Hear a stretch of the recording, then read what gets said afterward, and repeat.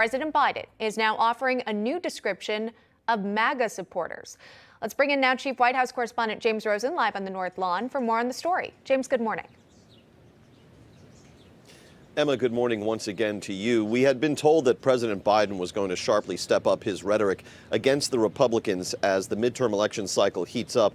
And yesterday we got a dose of it when the president made remarks in the Roosevelt Room, ostensibly on the subject of deficit reduction, but which he studded with disparaging references to his Republican predecessor without naming Donald Trump, the man who may in fact face Joe Biden again for the presidency in 2024, and also with disparaging references to Republicans in the Senate, the president giving a sort of catch-all description of them as MAGA and calling them extreme. When asked about this, White House Press Secretary Jen Psaki yesterday afternoon did not walk those comments back. Instead, Psaki doubled down.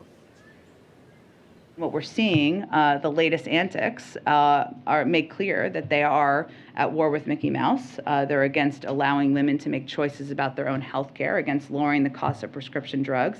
And if that remains their platform, the president's view is that is out of whack with the mainstream of the country. Now, at the same time, he's always believed that in working with Republicans in good faith and finding ways to do that. Now, no Republicans in recent memory have waged war on Mickey Mouse or Batman or Bugs Bunny or any other fictional cartoon creation. Rather, what Jen Psaki was referring to was the recent dispute between Republican Governor Ron DeSantis of Florida and the Disney Corporation, parent corporation of Mr. Mouse. Now, the president's comments about deficit reduction veered into what seemed right there in the Roosevelt Room like a very much a political campaign statement, attacking Senator Rick Scott, Republican of Florida, by name, and also identifying him as correctly as the Republican chair of the Republican Senatorial Campaign Committee. Senator Scott had released an 11-point plan outlining on his own, not as a member of leadership or even on behalf of the NRSC, the kind of agenda that the Republicans might pursue if, as expected, they reclaim control of one or both houses of Congress in these midterm elections. A part of that plan, issued by Senator Scott, calls for all Americans to be made to pay some form of federal income taxes. Here's how the president described it in his remarks in the Roosevelt Room yesterday. Let me tell you about this ultra MAGA agenda. It's extreme, as most MAGA things are. It will actually raise taxes on 75 million American families, over 95% of whom make less than $100,000 a year. Among the hardest hit, working families. So sharpened rhetoric from President Biden as we head into this midterm cycle. Indeed, the balloting has already begun with those results in the Republican Senate primary in Ohio this week. And of course, we saw that debate amongst the Republican Senate candidates in Pennsylvania, hosted by Newsmax just last night. The president later today has not much on his schedule, but will be hosting the First Lady of Mexico for a Cinco de Mayo event. Emma. All right. James Rosen at the White House. James, thank you. Joining us now to discuss is Republican Attorney General and candidate for Senate in Missouri, Eric Schmitt. AG, thanks so much for coming on. We know primaries are heating up as we get closer to the midterms, but what was your reaction to the comments that we heard from President Biden yesterday talking about the MAGA base? I'm not sure you've had somebody in that office describe half of the country essentially as the most radical and politically extreme organization in the history of the world. I don't know if it was just in the history of the country or the history of the world, but either way, it's incredibly divisive. I mean, he's been the most divisive president we've had in maybe in the history of the country, certainly in recent memory. I can't believe that he's outdone Barack Obama in that regard, but he might have done it. And it's part and parcel for the left right now, which is to sow division. And they're trying to do it at every level. But the good news is this is a party that President Trump has transformed, a party that's proud of its country, unapologetic about it, who believes that our best days are ahead of us and that people can speak their mind freely, which is, again, why you see the Ministry of Truth now popping up, trying to suppress conservative speech everywhere. So, again, I think the Republican Party stands to have historic gains this November. I think there's a reckoning coming. Americans want their country back, and that's what this election cycle is going to be all about. Well, These elections give voters the chance to express their voice on a number of issues, and that leads me to my next question. Regarding this leak about the future of Roe v. Wade, essentially the opinion draft indicating that the vote would go back to the voters. The states would have a chance to decide. So I want to get your opinion first on the fact that this was leaked. And we don't know who was behind it. And then also, what would the right to an abortion look like in your state of Missouri? Yeah, so look, this is something that we've advocated for in the briefing. In the Dobbs case, Missouri, along with a number of other states, had briefed this and asked for Roe v. Wade to be overturned. It's not, it was a right that was made up. You can't find it anywhere in the Constitution. And ultimately, what would happen is the issue would go back to the voters, back to the states to decide what they want it to look like. In Missouri, we have a trigger law, and I've said earlier this week that as soon as if this does happen, if Roe v. Wade is overturned, I'd issue that opinion immediately, and we'd have, essentially the Missouri law that's already on the books would be triggered.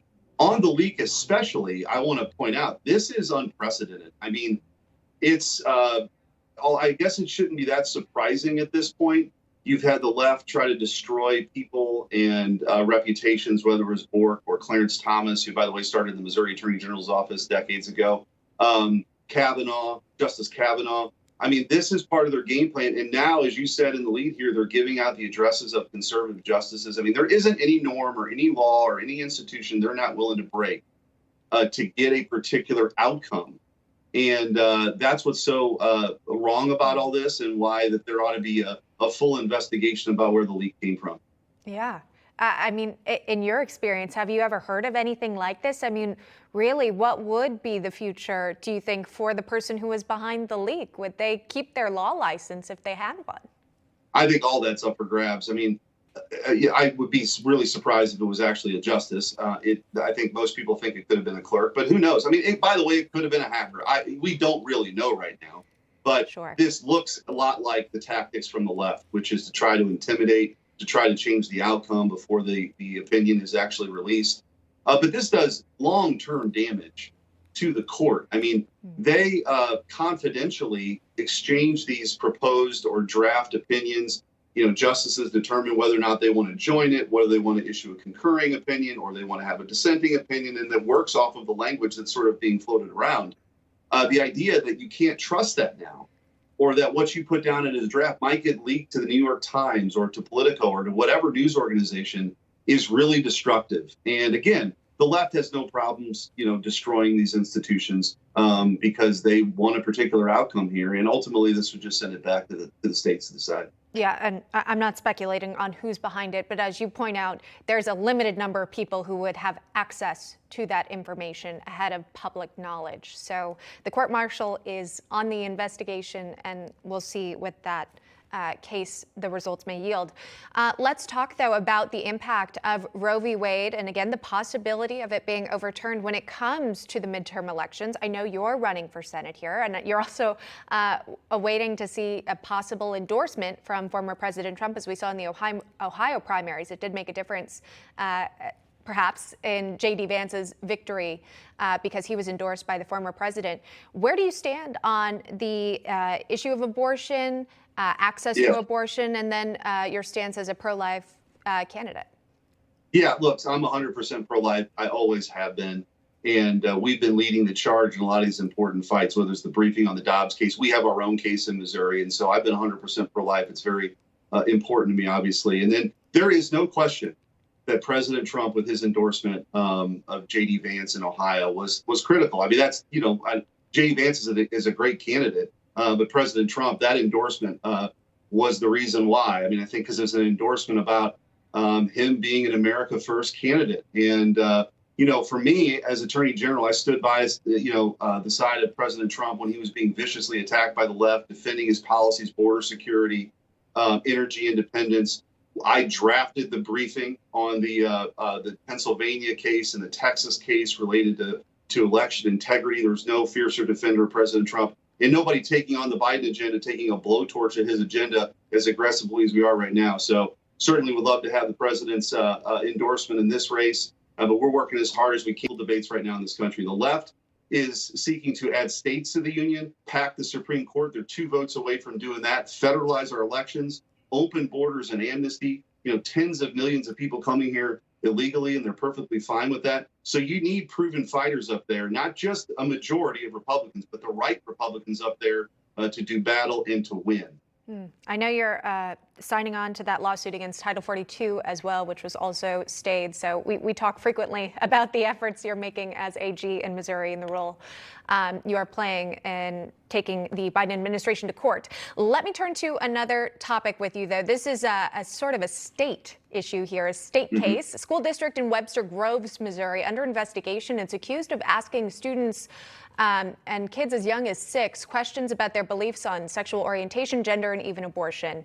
Here's an example, a question from a survey.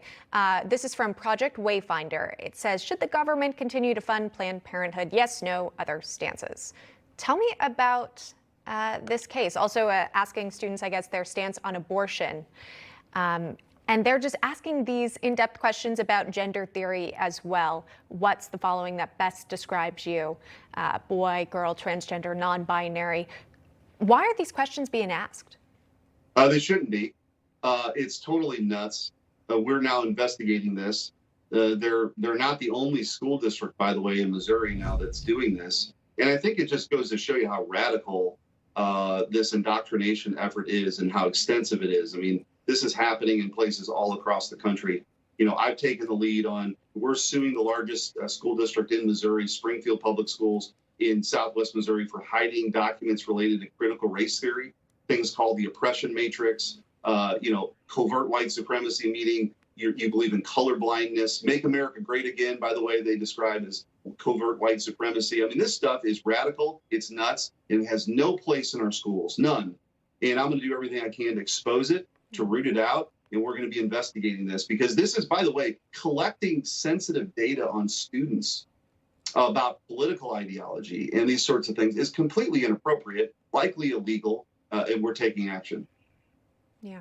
Let me just get in their response so our viewers have this side of the story too. The Webster Groves School District denied allegations of violating state and federal law, saying in part, the Missouri statutes cited are only directed to the statewide longitudinal data system maintained by the Missouri Department of Education, not to any student information gathered at the local level. In fact, the statute itself provides that student data shall only include locally developed or locally approved assessments, including but not limited to those developed by classroom teachers. The only reference in that statute to the local school district is prohibition against reporting certain student information to the state data system, and the Webster Groves School District does not report any such information to the Department of Education. AG, your response?